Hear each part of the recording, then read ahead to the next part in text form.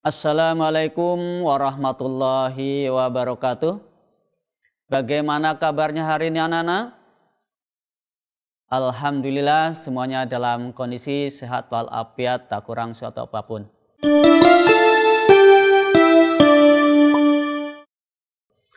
Anak-anak, pada kesempatan hari ini kita akan belajar kembali pembelajaran tematik 4.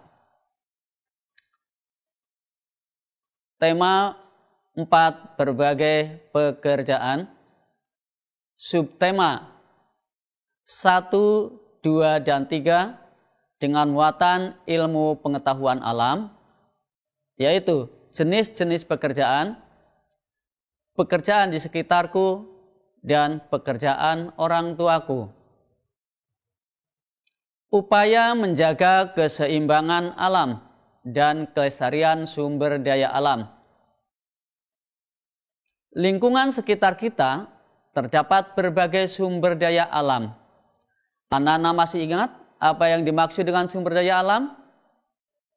Sumber daya alam merupakan segala sesuatu yang ada di alam dan dimanfaatkan untuk memenuhi kebutuhan manusia. Contohnya, manusia memelihara ayam untuk diambil daging dan telurnya. Manusia menanam padi sebagai makanan pokok. Dan masih banyak lagi sumber daya alam yang lain yang merupakan sumber daya alam non-hayati. Nah, manfaat sumber daya alam tersebut tidak akan terus-menerus diperoleh jika manusia tidak melakukan upaya menjaga keseimbangan alam. Berikut beberapa contoh sumber daya alam, manfaat, dan upaya yang dapat dilakukan untuk menjaga kelestariannya. Namun, saya di sini tidak akan memaparkan semuanya, hanya sebagian beberapa sumber daya alam yang dapat disampaikan pada pagi hari ini. Nanti mungkin anak-anak bisa sendiri baca di buku LKS atau buku paket. Nah, sumber daya alam yang pertama adalah berupa air bersih. Manfaatnya adalah untuk memenuhi kebutuhan sehari-hari, untuk keperluan industri, dan lain-lain. Sedangkan upaya pelestariannya, yaitu mengambil dan menggunakan air yang berasal dari sumber resapan sewajarnya. Tidak membuang sampah atau limbah ke sumber air. Selanjutnya, yang kedua adalah sumber daya yang berupa hutan bakau.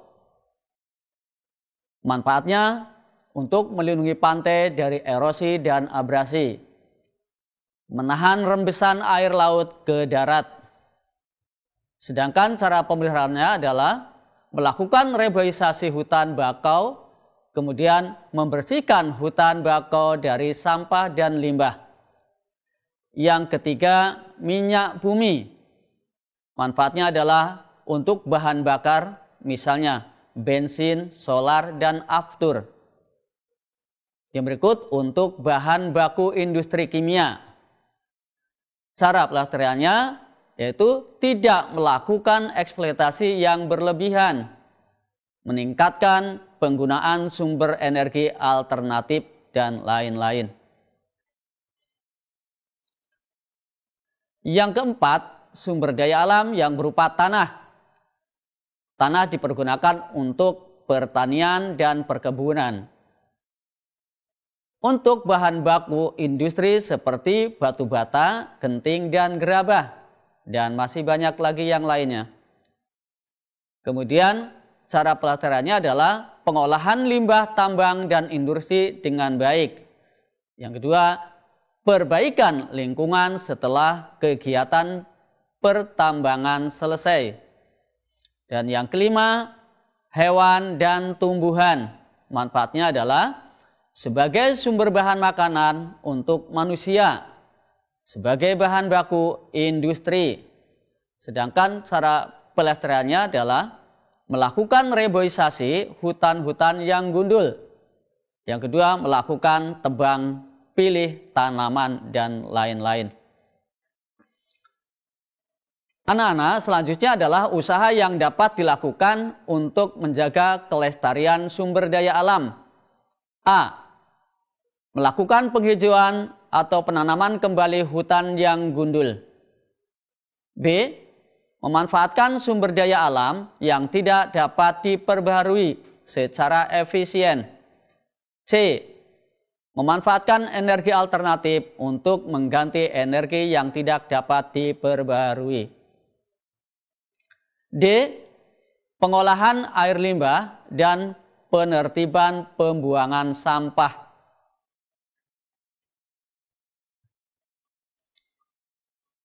Selanjutnya, dampak pemanfaatan teknologi terhadap keseimbangan alam.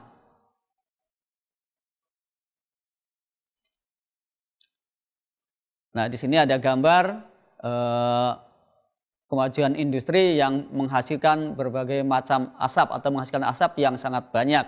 Nah, kemajuan teknologi akan berjalan sesuai dengan kemajuan. Oleh karena itu, kemajuan teknologi merupakan sesuatu yang tidak dapat dihindari dalam kehidupan. Kemajuan teknologi menjadikan kehidupan manusia lebih mudah dan menyenangkan. Namun ada pula dampak negatif kemajuan teknologi yang juga kita rasakan. Contohnya kerusakan lingkungan, polusi, dan sumber daya alam yang semakin menipis.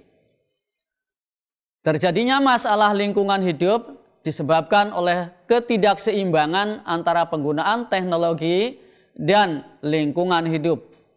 Untuk menjaga keseimbangan antara kemajuan teknologi dengan lingkungan hidup perlu diupayakan hal-hal sebagai berikut. Di sini ada contoh yang dilakukan oleh nelayan, yaitu penggunaan teknologi modern dan teknologi tradisional. Yang pertama adalah nelayan tradisional. Nelayan tradisional yang pertama adalah yang mereka lakukan atau yang dia lakukan, A. Menggunakan sampan atau perahu layar yang digunakan untuk pergi nelayan. B. Menggunakan jaring atau pancing. C. Mudah diombang-ambing oleh gelombang atau badai laut ataupun ombak. D. Melaut tidak bisa jauh ke tengah lautan. E. Mendapat tangkapan ikan hanya sedikit. Oke, yang kedua, nelayan modern. Nelayan modern menggunakan kapal besar dan menggunakan mesin. B. Tidak mudah tergoncang oleh ombak atau badai laut. C. Menggunakan bahan bakar. D. Bisa berlayar lebih jauh. E. Pendapatan lebih banyak. Namun, nelayan modern karena menggunakan bahan bakar, jika bahan bakar tumpah bisa mencemari lingkungan. Belum lagi jika menggunakan pukat harimau dan bahan peledak dapat menyebabkan rusaknya kehidupan laut. Misalnya punahnya ikan tertentu serta rusaknya terumbu karang. Selanjutnya, pemanfaatan sumber daya alam secara hemat. Setiap makhluk hidup membutuhkan sumber daya alam untuk memenuhi kebutuhan hidupnya, termasuk manusia. Namun, terkadang peran manusia dalam menggunakan sumber daya alam kurang memperhatikan keseimbangan dan ketersediaannya di alam. Apabila hal tersebut dilakukan secara terus-menerus, makin lama sumber daya alam akan musnah. Oleh karena itu, kita harus memanfaatkannya secara bijak. Nah, penggunaan sumber daya alam yang dapat dipertanggungjawabkan. Yang pertama, selektif, yaitu memilih menggunakan dan mengusahakan sumber daya alam dengan sungguh-sungguh untuk kepentingan kehidupan. Yang kedua, menjaga kelestarian. Untuk menggali dan mengolah sumber daya alam perlu menggunakan teknologi maju sehingga memungkinkan terpeliharanya kelestarian. 3. Menghemat, perlu dihindarkan pemborosan dalam mengolah sumber daya alam. Yang keempat, memperbarui. Perlu adanya upaya untuk memperbarui sumber daya alam, antara lain reboisasi, mengembangkan hewan dan tumbuhan, penanaman ladang, dan pengolahan lahan pertanian dengan panca usaha tani. Upaya pengolahan sampah dan barang bekas untuk pelestarian lingkungan. Sampah adalah semacam kotoran, limbah yang terdiri dari berbagai macam benda yang sudah tidak terpakai.